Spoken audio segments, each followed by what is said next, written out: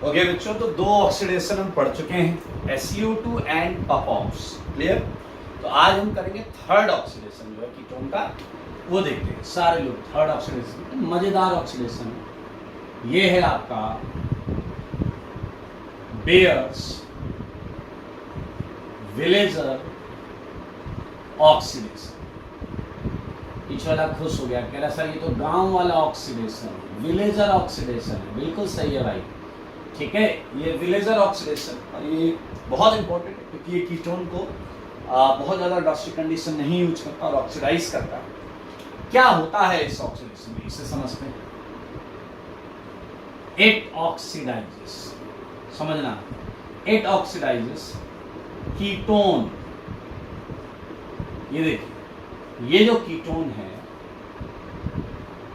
N2 Easter, Easter जानते हैं sir, COO,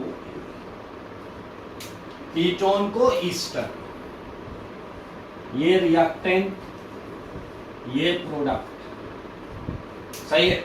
अब क्या यूज करते हैं, ये यूज कर चुके हो आप, जो यूज करने जा रहे हैं आप पहले यूज कर चुके हो। By using peracid, peracid मैं आपको याद दिला दूं, आपने यूज किया था पेरिसिलिन reaction, glycolisation of alkene, anti phenomena आया था अगर आपको याद है। दो बातें आप साफ साफ देख सकते हैं। पहला कि सर वो तो आसान है, मैंने कहा कैसे, कह रहा कीटोन के आजू बाजू कहीं ऑक्सीजन फंसा दो, आंसर आ गया। कीटोन के आजू बाजू कहीं ऑक्सीजन फंसा दो, आंसर आ गया। सही है, बिल्कुल सही ऑब्जर्वेशन। क्या आपको याद है हमने जो पेरिसिलिन ग्लाइकोलाइजेशन ऑफ एल्कीन में पढ़ा था कि इसका ये वाला ऑक्सीजन जो था वही एक्चुअली ऑक्सीडेशन के लिए जिम्मेदार। तो अभी आप रिएक्शन मैकेनिज्म में देख पाएंगे कि ये वाला जो ऑक्सीजन है दरअसल वही ईस्टर फॉर्मेशन में वहां पर जाता है। तो ये है आपका बेयर्स विलेजर ऑक्सीडेशन। क्या होता है इसमें वो मैंने आपको बताया। आइए मेरे भाई, आपको दो टाइप की रिएक्शंस देखने को मिल सकती है, क्योंकि देखिए आपको इजी केस मिल सकता है कीटोन, जिसमें क्या हो कि दोनों चीजें आप देख सकते हैं सेम हो, लेफ्ट और राइट सेम ग्रुप। आप देख सकते हैं ये आपका पर एसिड। फिर मेरे भाई यहाँ अगर आप आंसर की बात करें तो ये वाकई आसान केस है। अगर दोनों सेम है, तुम कहीं भी ओ फंसा दो, कहीं भी ओ फंसा दो, एंजॉय करो। लो मेरे भाई, एंजॉय करो, आंसर आ गया ईस्टर। ये ईस्टर बना है और यही ऑक्सीडाइज प्रोडक्ट है आपके कीटोन। कीटोन से ऑक्सीडाइज होकर ही बना है। And we can mention that red oxygen, यही वाला ऑक्सीजन आया, कैसे मैकेनिज्म। बट एक केस और आ सकता है आपके सामने। क्या है वो केस, अगर आपका कीटोन दोनों तरफ अलग अलग ग्रुप के साथ R1C डबल बॉन्ड हो R2, और फिर आप पर एसिड लेकर आते हैं, देख सकते हैं आप। क्लियर। तो मेरे भाई आप देखने का कि उधर भी लगे, मेजर माइनर नहीं, बहुत ध्यान से सुनो मेरे भाई। आंसर या तो ये आएगा, या तो आइदर दिस और दिस। सारे लोग देखो, या तो एक बार ऑक्सीजन R2 के साथ होगा, या एक बार ऑक्सीजन R1 के साथ होगा। ऐसा मानना कि बहुत गलत होगा, ये कम वो ज्यादा, ये मेजर वो माइनर, नहीं। कोई एक बनेगा और वही मेजर होगा, यानी वही होगा और दूसरा होगा। हाउ कैन बी आइडेंटिफाई, सब बताऊंगा, धैर्य रखो। प्लस ये वाला क्या आ जाएगा, ये तो कार्बोक्सिल, इसका एक ऑक्सीजन निकल गया, बस बाकी जो बचा वो हमने लिख दिया। इन दोनों में से कोई एक आंसर है। बिल्कुल इस पर बात करें, इसकी मैकेनिज्म से करेंगे बात। मेरे भाई अगर आप थोड़ी सी बुद्धि लगाएं तो इसकी मैकेनिज्म के बारे में आप काफी कुछ आइडिया ले सकते हैं। कैसे ले सकते हैं आइडिया, सोचो जरा। कोई भी रिएक्शन देख लो, ए या बी, R1 R2 आपका कार्बन से जुड़ा हुआ है। क्वेश्चन में कार्बन से जुड़ा हुआ है, लेकिन आंसर में कोई एक ऑक्सीजन से जुड़ा हुआ है। जो पहले कार्बन से जुड़ा था, चाहे R1 देख रहे हो, R1 देख लो, R2 देख रहे हो, R2 देख लो, जो पहले कार्बन से जुड़ा था वो अब ऑक्सीजन से जुड़ा है। देखिए क्या से क्या हो गया देखते देखते, सही बात है या नहीं? क्या से क्या हो गया देखते देखते का मतलब कार्बन से जुड़ा था, अब ऑक्सीजन से जुड़ा है। तो क्या आप ये परसेप्ट कर सकते हैं कि क्या हुआ? आप देख रहे हैं तो आपको पता होना चाहिए। क्या आप ऐसा समझ पा रहे हैं कि वो ग्रुप जो ऑक्सीजन से जुड़ गया है वो कार्बन से माइग्रेट करके ऑक्सीजन पर गया? क्या आप समझ पा रहे हैं? वो कार्बन से माइग्रेट करके ऑक्सीजन पर गया। अब एक अच्छा बच्चा ये प्रेडिक्ट कर सकता है कि अच्छा अब मुझे समझ में आया आपने आइदर और क्यों लगाया। R1 R2 जब अलग होंगे तो इन दोनों में से किसी एक की माइग्रेटरी टेंडेंसी ज्यादा होगी, और जिसकी माइग्रेटरी टेंडेंसी ज्यादा होगी वो रिएक्शन के दौरान कार्बन से माइग्रेट होकर ऑक्सीजन पर आया होगा। ये हम बिल्कुल प्रेडिक्ट कर सकते हैं। मैकेनिक में देखते हैं, बाकी चलो आओ बच्चों को मैं यही वाला ले रहा हूं, R1 C double bond R2। ध्यान से देखिए इसमें अब हम क्या अटैक कराएंगे? पर एसिड अटैक करेंगे। पर एसिड ये आया मेरे भाई, ये C डबल बॉन्ड, ये R2। आपको पता है ये ऑक्सीजन ही अटैक करेगा। अरे वही यार, ये इलेक्ट्रोफाइल ये न्यूक्लियोफाइल, वो एक्सेप्ट करेगा, ये देगा। आइए अब देखिए जरा क्या होता है। R1 O पर minus R2 OOC double bond R dash. बहुत अच्छा है, ध्यान से देखिए मेरे भाई, यहाँ O पर प्लस आया होगा और सर्टेनली ये O अपना प्लस हटाने के लिए H को भगाएगा, और अगर ये H को भगाएगा तो अब ऑक्सीजन न्यूट्रल हो जाएगा। R1 C double bond, sorry R1 R2, it's oxygen, it's a double bond, it's R. Now think properly। एक बहुत कॉमन सेंस की चीज मैं पूछूंगा भी और बताऊंगा भी आपको, वो ये है कि बताओ पेरोक्साइड लिंकेज स्टेबल होता है या अनस्टेबल? सारे लोग बताओ, पेरोक्साइड लिंकेज स्टेबल होता है या अनस्टेबल? ये है पेरोक्साइड लिंकेज, ऑक्सीजन ऑक्सीजन। मेरे भाई अनस्टेबल, क्योंकि लोन पर रिपल्सन की वजह से बॉन्ड बहुत वीक है। तो अगर किसी कंपाउंड में ये मौजूद रहता है तो मेरे भाई वो कंपाउंड अनस्टेबल होता है। तो उस कंपाउंड के अंदर टेंडेंसी होती है कि ये बॉन्ड जल्दी से टूट जाए, ठीक है। और अगर किसी टाइप का असिस्टेंस मिले तो ये हो जाता है। मेरे भाई आइए इस क्वेश्चन में भी देखें पेरोक्साइड लिंकेज, और क्या आपने ये देखा है कि ये वाली चीज लीविंग ग्रुप है, राइट वाली साइड ऊपर माइनस देखो रेजोनेंस स्टेबलाइज, ये लीविंग ग्रुप है। मेरे भाई ऐसी सेम सिचुएशन हमने आज से पहले की थी 1-1 एलिमिनेशन के फर्स्ट में, जब सी पर माइनस था और वो सीएल को लात मारने को तैयार, मैं लात मार दूंगा, इसे निकाल दूंगा। मेरे भाई क्या पेरोक्साइड लिंकेज है, अनस्टेबल बॉन्ड है, ये लीविंग ग्रुप है, ये टूट के बाहर जाना चाहता है, लेकिन अगर ऐसा हुआ तो बताओ एक बवाल हो जाएगा। जो ओ बच रहा है उस पर प्लस आ जाएगा। कुछ बच्चे कह रहे हैं बहुत बढ़िया है, बहुत बढ़िया है। मैंने कहा क्या हुआ? उसने कहा देखो इस ओ पर माइनस था, आपने बनाया नहीं, यहाँ माइनस था, माइनस कह रहा है यार ओ पर प्लस आएगा, ऐसे बॉन्ड बना देना।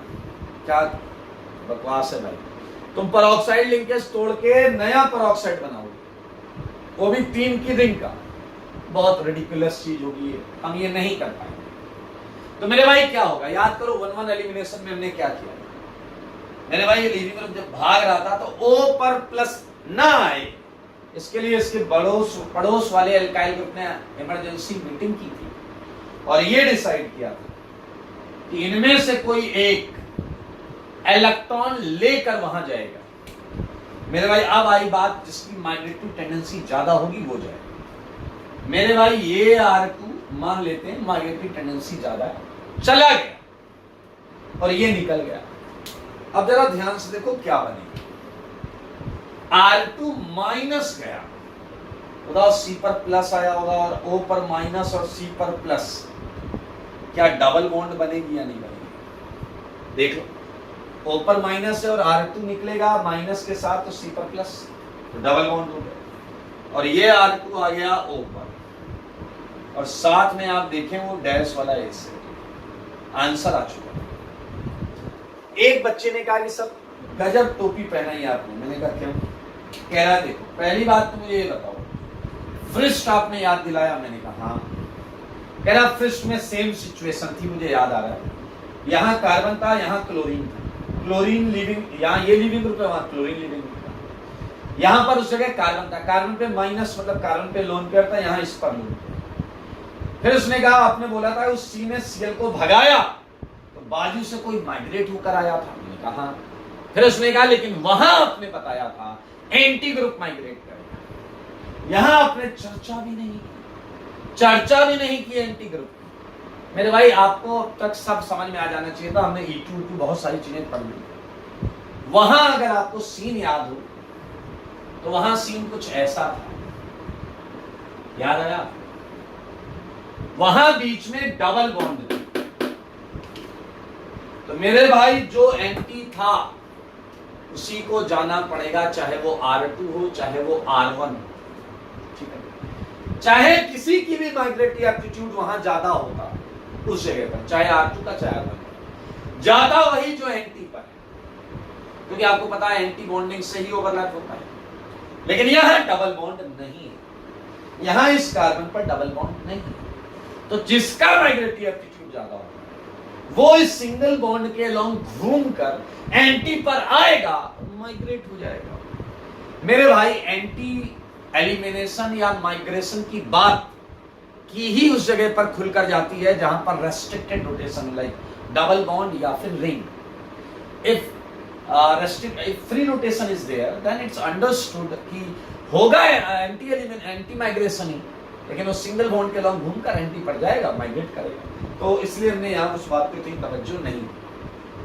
मेरे भाई इन रिएक्शंस में रीअरेंजमेंट स्टेपी आरडीएस होता है, रीअरेंजमेंट स्टेपी आरडीएस होता है, ठीक है? तो मैं पॉइंट्स लिख देता हूं यहां नोट में। पहला पॉइंट क्या बोलते हैं? रीअरेंजमेंट स्टेप इज आरडीएस, ये लिख सकते हैं। Rearrangement step is RDS. Second point, okay, second point आपको याद है, पर acid which can be used, बहुत पॉपुलर एसिड हमने एक लिखा था MCPBA, मेटा क्लोरो पर बेंजोइक एसिड। हम ले सकते हैं CF3 CO3H, हम ले सकते हैं CH3 CO3H। Okay, third point देखिए, एक समस्या अभी भी है कि sir how can we know कि R1 या R2 किसकी माइग्रेटरी टेंडेंसी ज्यादा है? तो मेरे भाई आपको याद है हमने इससे पहले माइग्रेटरी एप्टीट्यूड पढ़ा था कार्बोकेटाइन्स में, जब आप C पर से कुछ मिथाइल इथाइल हाइड्रोजन फिनाइल एक दूसरे C पर अटैक कराते थे, ऐसा माइग्रेट कर।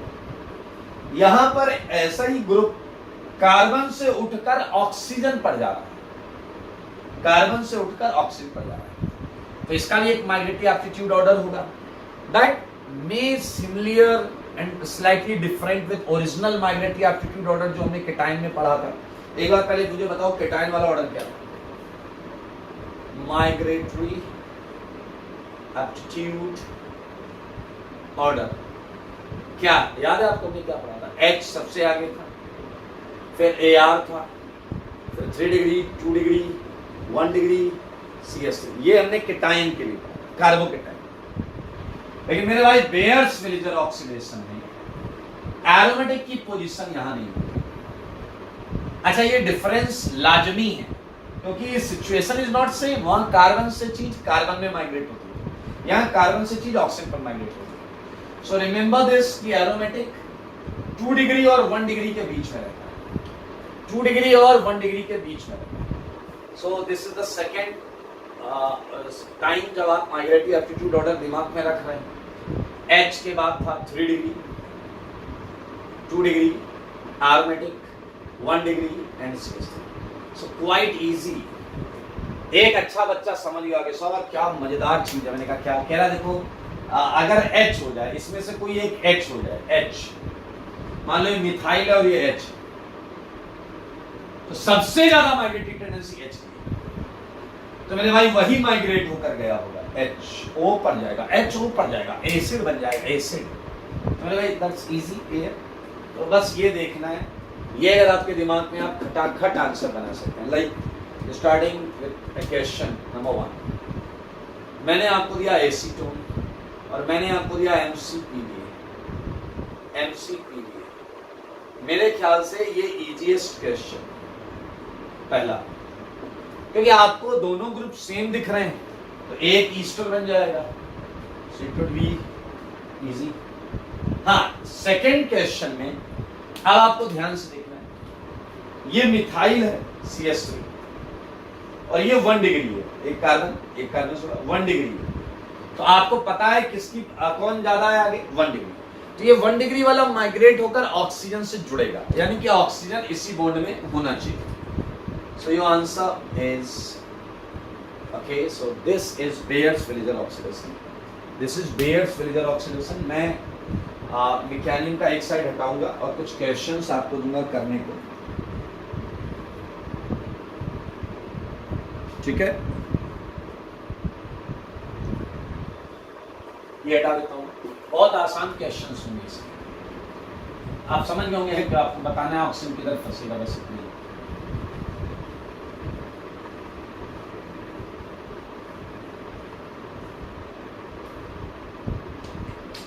Okay, look at third question. Fourth, fifth, phenyl लगा देते हैं, phenyl aromatic. Sixth, phenyl. Seventh, phenyl. Eighth, phenyl.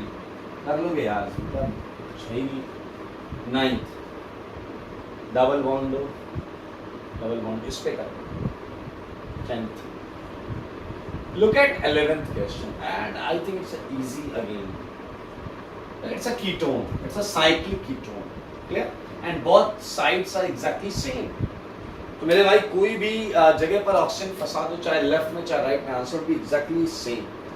मेरे भाई 6 की रिंग है और आप उसमें एक ऑक्सीजन फंसाओगे तो डेफिनेटली ये 7 की हो जाएगी, no issue with that. Oxidation reaction में ऐसा हो सकता है, ये ऑक्सीडाइजिंग एजेंट के ऑक्सीडेशन पोटेंशियल पर डिपेंड करता है, तो बिल्कुल इसका ये आंसर है, कोई टेंशन वाली बात नहीं है, ठीक है। इट्स 12, ये डबल बॉन्ड दो, ये इधर। 13, ये कर लीजिएगा। 14th क्वेश्चन ऐसा पूछा जा सकता है आपसे, ये डबल बॉन्ड दो है एंड ये देखिए मेटाक्लोरोपरबेंजोइक एसिड आपको बंद करा गया, ये O, ये H और इस O पर 18 लिखा हुआ है, तो आई थिंक आपको पता है O18 आपको उधर सेट करना है। O18 ये वही ऑक्सीजन है जो ऑक्सीडेशन के लिए जिम्मेदार होता है।